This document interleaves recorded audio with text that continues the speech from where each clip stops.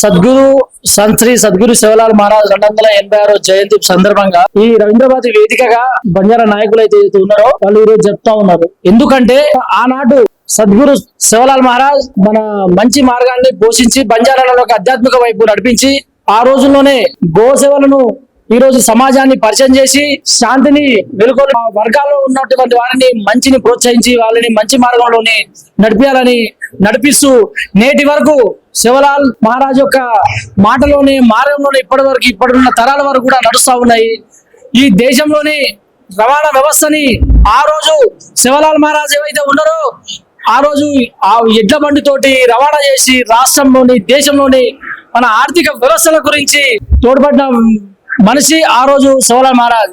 ఈ రోజు హైవేలు కావచ్చు, తర్వాత అదే విధంగా నేషనల్ హైవేలు ఏ విధంగా ఉన్నాయంటే ఆ రోజు శివలాల్ మహారాజ్ ఎడ్ల బండితోటి దేశవ్యాప్తంగా తిరుగుతూ ఉప్పును కావచ్చు, ధాన్యాలను కావచ్చు రవాణా చేసిన అదే మార్గాల గుండా ఈ రోజు నేషనల్ హైవేలు కానీ రాష్ట్రాలలో కానీ కనెక్టివిటీ ఉన్న రోడ్లను ఆ రోజు శివలాల్ మహారాజ్ ఎడ్ల బండితో తిరిగిన మార్గాలే ఈ రోజు రోడ్లో వేసిన వ్యవస్థ. కానీ ఈ రోజు రాష్ట్ర ప్రభుత్వం కానీ మన కేంద్ర ప్రభుత్వం కానీ ఈ దేశంలో ఉన్న 12 కోట్ల మంది ఏకైక ఒకటే భాష, ఒకటే వేషం, ఒకటే ఆరాబాటు ఉన్న ఏదైతే జాతి ఉందో 12 కోట్ల మంది ఉన్న ఏకైక జాతి భారతదేశంలో అతిపెద్ద ఉన్న జాతి. అందుకు మమ్మల్ని గుర్తించి ఏ రాష్ట్రాల్లో ఉన్న రాష్ట్ర జనాభా ప్రకారం వాళ్ళకు రిజర్వేషన్ కల్పించాలి. అదే విధంగా విద్యా ఉద్యోగాలు రాజకీయాల పరంగా కూడా వాళ్ళకు వెసులుబాటు కల్పించి మైదాన ప్రాంతాల్లో ఉన్న గిరిజనుల్ని ఐటీడీఏ కింద కేటాయించి వారికి ఉద్యోగరీత్యా ఆర్థిక పరంగా తోడ్పడాలని రాష్ట్ర ప్రభుత్వాన్ని కేంద్ర ప్రభుత్వాన్ని డిమాండ్ చేస్తా ఉన్నాం. అదే విధంగా గత ప్రభుత్వాల్లో కేసీఆర్ ప్రభుత్వం గ్రామ పంచాయత్ చేసిరు. కానీ మన విధులు లేక అభివృద్ధికి నోచుకోక విలువలాడుతున్నాయి. ఎందుకంటే నువ్వు గ్రామ పంచాయతీ చేసి విడిచిపెట్టిన అంతేగాని వాటికి అభివృద్ధికి నోచుకోక దానికి డెవలప్మెంట్ ఫండ్ అటనే వదిలేసిండు.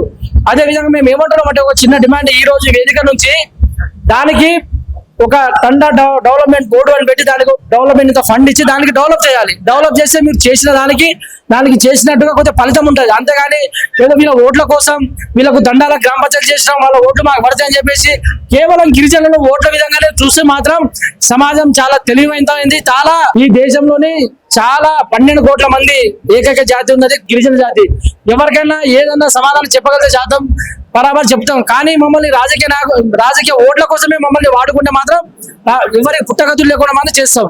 కానీ కేవలం మా ఈ గిరిజన జాతులకి రాష్ట్ర ప్రభుత్వాన్ని 10% రిజర్వేషన్ ఇవ్వాలని చెప్పేసి మేము కేంద్ర ప్రభుత్వాన్ని పంపించమని అంటారు ఈ రాష్ట్ర ప్రభుత్వం రేవంత్ రెడ్డి సర్కార్. కానీ 10% అన్ని నోటిఫికేషన్ లో కూడా 10% రిజర్వ్ ఇంప్లిమెంట్ వైజ్గా ఎన్ఐటీ కావచ్చు, మెడికల్ కావచ్చు, ఇంజనీరింగ్ కావచ్చు, ఈచ్ అండ్ ఎవ్రీథింగ్ అన్ని నోటిఫికేషన్లు కూడా ఇంప్లిమెంట్ అయ్యే విధంగా చూడాలి. ఎందుకంటే విద్యార్థులు రోజుకు చాలా విధంగా ఎడ్యుకేషన్ అవుతా ఉన్నారు. వాళ్ళకు రాబోయే రోజులకు నష్టం జరగకుండా ఉండాలంటే రిజర్వేషన్ అనేది విద్యార్థి దశలో ఉన్న వారికి చాలా మందికి చాలా అవసరం కీలకం. ఎందుకంటే అందరు గ్రామీణ ప్రాంతాలకు వెళ్ళి అడవులకు వెళ్ళి వస్తూ ఉంటారు. వాళ్ళకు ఫస్ట్ జనరేషన్ పిల్లలు వాళ్ళకు చదువుకు తగ్గట్టుగా ఉద్యోగాలు వస్తే వాళ్ళ కుటుంబాలు బాగుంటాయి, వాళ్ళకు ఉండే ప్రాంతాలు బాగుంటాయి, వాళ్ళంటే సమాజానికి ఏదైనా మంచి చేయాలని చెప్పేసి అంటే ఉద్యోగరీత్యా అయితే వాళ్ళకు ఏదైనా ఢీకొట్టాలంటే యూనివర్సిటీ వేదికలలో ఎన్ఐటీలలో అలాంటి చదువుకునే దాంట్లో రిజర్వేషన్ ఉండాలి. లేకపోతే అడవులకు వెళ్ళి వచ్చిన వాళ్ళు అడవుల్లో ఉంటాడు. ఈ దేశంలో ఈ నగర ప్రాంతంలో ఉన్నవాడు నగర ప్రాంతంలో ఉంటాడు. కాబట్టి లేని వారికి కూడా ఈ రాష్ట్ర ప్రభుత్వాలు గుర్తించి రిజర్వేషన్ పెంచి విద్యా ఉద్యోగ అన్ని రంగాలలో తోడ్పడాలని చెప్పేసి ఈ వేదిక నుంచి రవీంద్రబాద్ వేదిక నుంచి శివలాల్ మహారాజ్ 286 జయంతిగా ఇక్కడ నుంచి డిమాండ్ ఉన్నది.